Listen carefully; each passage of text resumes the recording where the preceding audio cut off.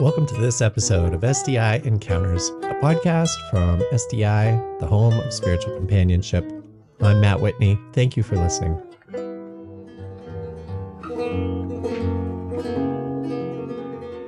Learn more about our work and the work of spiritual companionship on our website, sdicompanions.org.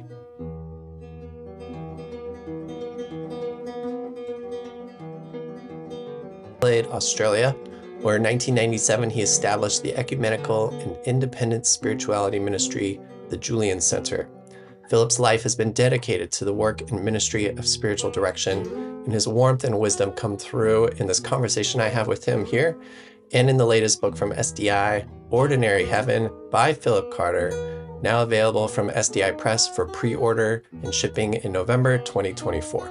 This book honors the wonder of being human, of being fully alive in the ordinariness of everyday life, and the discovery of the divine depth of eternity in the present moment.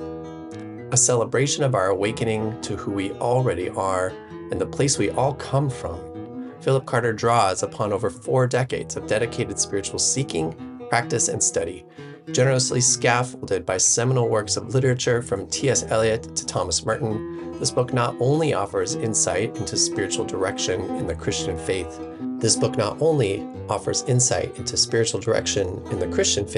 it lovingly communicates a universal spiritual experience that heals and connects us all. Reading Ordinary Heaven is akin to receiving spiritual direction from a wise and compassionate companion. Philip Carter offers readers of all backgrounds the space to embrace the divine woven into the fabric of our ordinary lives. For anyone seeking to deepen their calling and connection to the world and each other, discover this profound and healing experience, one that speaks universally to the sacredness of our shared humanity. This conversation was recorded on the 31st of October, 2024. Well, Philip, what a delight to connect with you here again. I think it was a couple of years ago, you and I had a conversation about an article you wrote for Presence Journal. And here we are today talking about your new book, Ordinary Heaven, which is such a gift to the spiritual direction community and just a delight to connect with you about it. So thank you so much. Thank you. Thank you very much for the opportunity. Yes, you're so welcome. I think maybe we'll just, if folks don't know you, who are listening or watching this, maybe tell us a little bit about yourself and where you're located. Yes. Maybe we'll just start there. Okay. I grew up in Adelaide, always lived in Adelaide, apart from 5 years in a country town as a parish priest. Adelaide's according to, not Melbourne or Sydney size, it's quite a small city, about up to 1 million people. Surrounded by 4 major vineyards around, and a beautiful, beautiful country. We live on a southern suburb, right at the end of the city, about 50 k's out of the city, on a beach. We're about 2 minutes walk to a beach, and the other end of the street, 2 minutes walk to a conservation scrub. So we're a very privileged little spot, really. I spent most of my life there, or here, I should say. I had a traditional Anglican or Episcopalian upbringing, very traditional. 2 things I remember from when I was a high school student and a university student was that I was passionately against the White Australia policy, because we had a policy that didn't allow people from other countries and certainly coloured people from elsewhere, we didn't allow. So White Australia policy, and we had capital punishment for hanging people for serious crimes. And I don't know what motivated me, but I was strongly against both of those. And I look back now and I think that the 2 issues that have stayed with me all my life have been the importance of being a human being and the importance of life. That even as a spiritual director, if people don't want to talk about God, I'm happy to talk about life. So life and being human were things that were quite strong in me. even back then, as a 17, 18-year-old. I went to church with my parents, but I don't think God got much of a mention really in my heart or head. I, at the end of my school year, school years, my best friend was having lunch with my mother and myself, and my mother said to him, "What is Philip going to do with the rest of his life?" And Michael replied straight away, "Didn't you realise?" He said, "He's going to be a priest," which almost shocked me. And my father called me aside a few days later and said, "I think you'd better go and talk to the parish priest." So I did. Then I went and talked to the bishop, and I got accepted as an ordinand. Wow. And then it took me 7 years through university to sort of begin to accept the fact and discover that I have faith, because at that stage I don't think I had. So it's a quite extraordinary sort of set of circumstances, really. While I was at university, I got connected with, I went to a university college for a year, and I met overseas students for the first time. And that made a very powerful impact on me, so much so that I started working voluntarily with the Department of Foreign Affairs, looking after young students who were struggling to live by themselves in a new country. And some of them ended up in mental hospitals and had mental breakdowns, and I tried to help them a bit like that. So much so that the department suggested that I should join the Foreign Affairs Department. And I lasted about 5 seconds thinking about that and said, no, no thanks. And when I was at university, I did a higher degree, and the lecturer there said, "I think you should go and do a PhD and become an academic in the English department." And I took about 5 seconds for that and thought, no, I'm not interested in that either. Okay. And eventually, in my time at university, I began to realize that that God was committed to humanity in such a way that I felt compelled to be a priest. Oh, and then when I became a priest, I went to Renmark on the river banks of the River Murray, which is the main river in Australia. And it was a beautiful country town. And it was at the time of at the end of the Vietnam War, and there were refugees. And so I took the plunge and rang up the politician involved in resettling refugees. And over the next 18 months, we resettled 61 Vietnamese refugees in a small country town. All my parishioners had never met anyone from Asia before. So that was the world we were living in, white Australia policy and all that. But that had all crumbled, and so people began to meet people from other countries. So that was a very important time for me, and I came back. It was just this stage I went back into the city ministry, and I began to notice people coming to want to talk to me about the spiritual life, and I saw an advertisement for spiritual direction formation in Perth, which is a long way away from us, 2,000 miles, 1,000 k's. And I went to the Archbishop, and he said, "I'd be happy to send you there it's a 3-year course every August for 3 years." So he paid for my first year, and then I worked out how to do the rest of the time there. And that was very formative. This was 84, 85, 86. And very formative time where I put a lot of things together.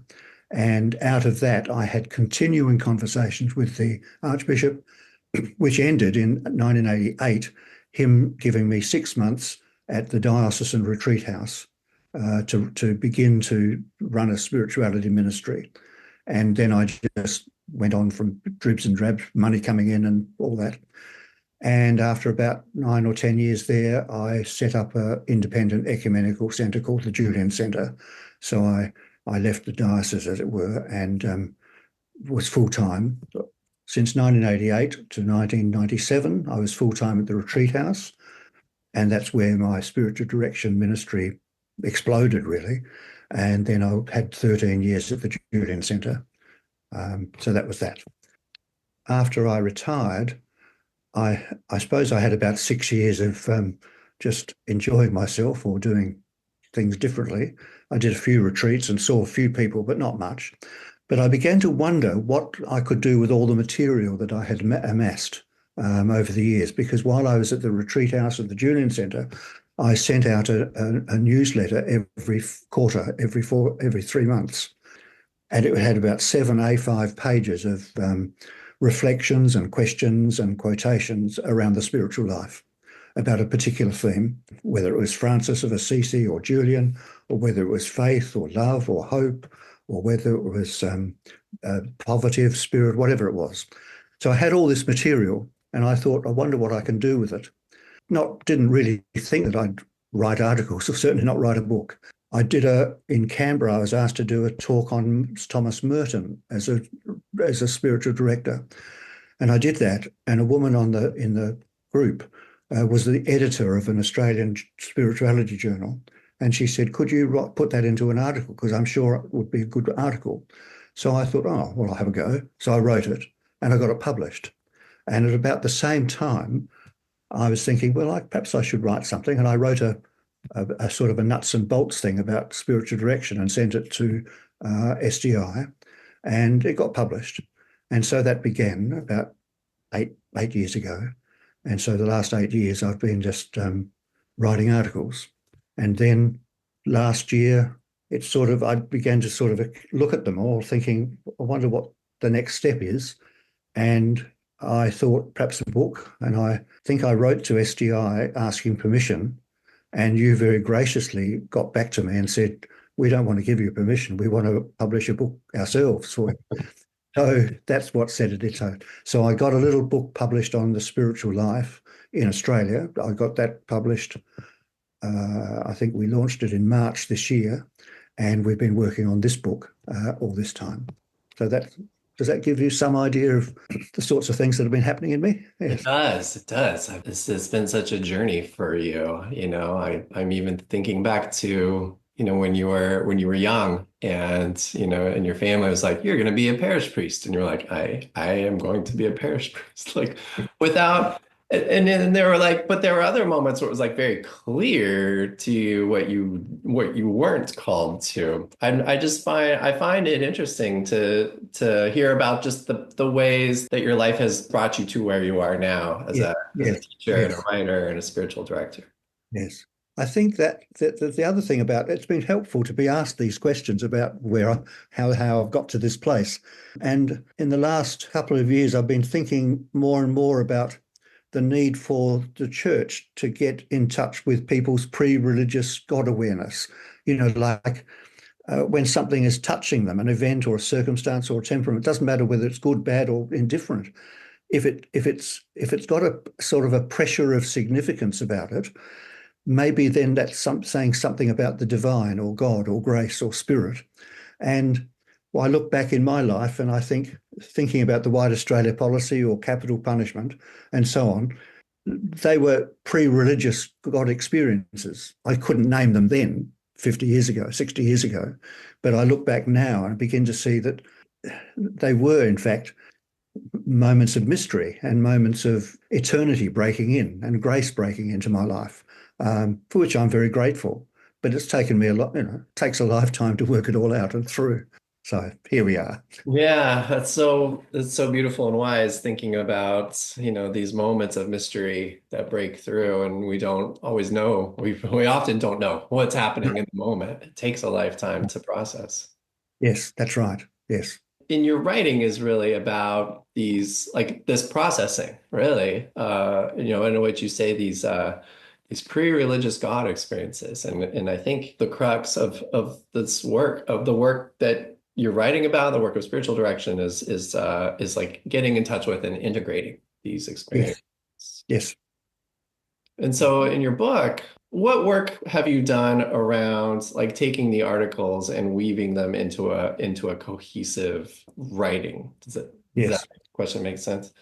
I began to start looking at the articles that I'd written, and they were all. I can't say that they were written with a view to going into a book. They certainly weren't. They were written as articles in themselves. Yet, looking back now, when I began to look at what I'd been writing, I began to see that I was trying to bring together, to say comprehensive, I don't mean it too comprehensive, but a fairly largish picture of what it means to be a spiritual director. And starting off slowly with just all the nuts and bolts or the dynamic of what spiritual direction is. So the book unfolds with the first two chapters on spiritual direction as a conversation or as an exchange of gifts, a conversation that moves into communion, a conversation that is sacred, where we offer space for someone else to begin to get in touch with their pre-religious God experience and all that sort of thing. Then, having set the tone about what spiritual direction is, I then do a particularly fairly straightforward and quite plain understanding of spiritual direction as, and I call it attention as our daily bread, which is a quote from Iris Murdoch, the great philosopher and English novelist. Attention is our daily bread. And I begin by saying there are 5 movements in spiritual direction. What, which is the first one, like we ask what's going on in your life, just like Jesus asked on the road to Emmaus, the disciples after the resurrection. He said to me, what things are going on in your life at the moment? And they began to tell their story. So what seems to me important. The second question seems to me almost the most important question in spiritual direction, which is how. How are you living with your what? How are you living with the things that are happening to you? Whether they're good things or bad, it doesn't matter. It's what matters is to be real and to be as honest as we can about what, and then say, I'm living with this stuff in such a way that it's not leading anywhere. I'm feeling desperate or deathly or whatever. So how, it's a sort of disposition, which is one of my favorite words in the spiritual direction vocabulary. Disposition are the means of acquiring reality. If we can, it depends on our attitude to things that really matters. So what, how, and then the third question, what if, to help people get in touch with their imaginative faculty. Jesus was a very imaginative person, and he talked about the kingdom of God. And it was a imaginative, alternative, and an attractive image. It's a place you come from, not go to. The kingdom is within. And he wanted to tap people's lives, tap them, their idea, their understanding into the realization that there is more to them than what they've just experienced. There's a depth to them, which we might call the heart. So what if? Can you imagine? What are your dreams? What are your hopes? Images are forms of transport, and they connect matter and spirit. And so they're very important. Imagination is very, very important in the spiritual life. So what, how, what if? And then the fourth question is, what do you want? What do you really want? So when we look at the word how, we ask ourselves, am I dealing with my life in such a way that it leads to life, or does it lead to death? Does it lead to unfreedom? So what do you want? To begin to get in touch with what I most deeply want, which is, of course, a lifetime's experience. We need to realize that. It doesn't just happen just like that in a sense, but it's an important question. What do I really want? Because if I can live out of that place, which is a life-giving place, then it makes a huge difference. And then finally, in the spiritual direction plan, can you tell it how it is? Can you actually talk about it? And even if you can't talk about it, can you let the story, let all the things that happen to you begin to be a story for you, so that you actually look at your life and think, oh, so that's what's going on. My mother died when I was young, or my marriage broke up, or I lost 3 jobs in a row, and I begin to look at that thing and realize perhaps God was all involved in all that. So that the what, how, what if, what do I want? And then can I actually get in touch with it? Can I tell it how it is? Then I begin to wake up to the divinity or the spirit that is at work in my life, and has always been so. One of my favorite little poems from Richard Wilbur, who's an American poet, all that we do is touched with ocean, yet we remain on the shore of what we know. There's so much more to me than I realize. And in spiritual direction, I hope that's the great opening up of a life. That what I thought was me, my preoccupations, my anxieties, my fears, and all that is as a small part of me. That there's a depth to me, a treasure which Jesus is trying to uncover for me and say to me, become what you are, experience what you already possess, live out who you already are, because there's a treasure, not just in the field out there, but in the field in here. So that's the 3 chapters. And then I went to, I talked about how both partners in a spiritual direction relationship grow in faith, love, and hope. And then I talked about in the 5th chapter about living out of my personal vocation, something which I think I'm very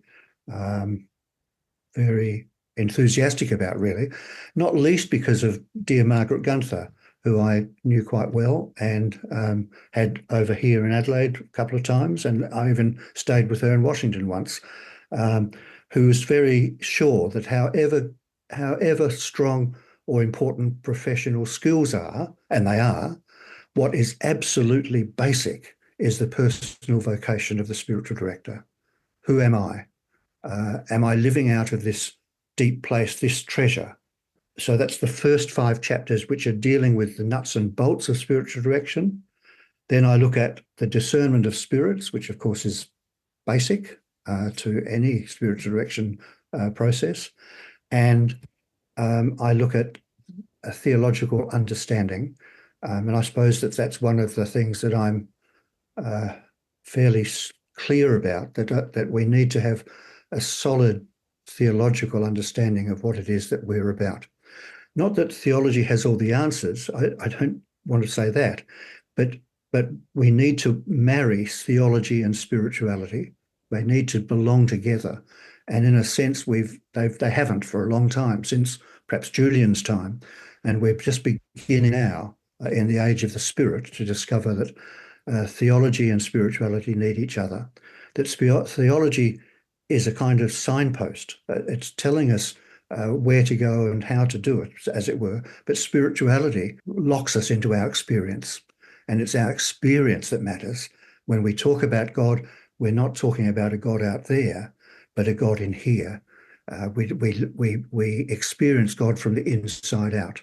So having said all that, then I look at the 3 major theological themes of incarnation, being human thoroughly, transfiguration, being transformed into the person that God has always known I am, and the Paschal mystery, resurrection, living the new life that we've been offered.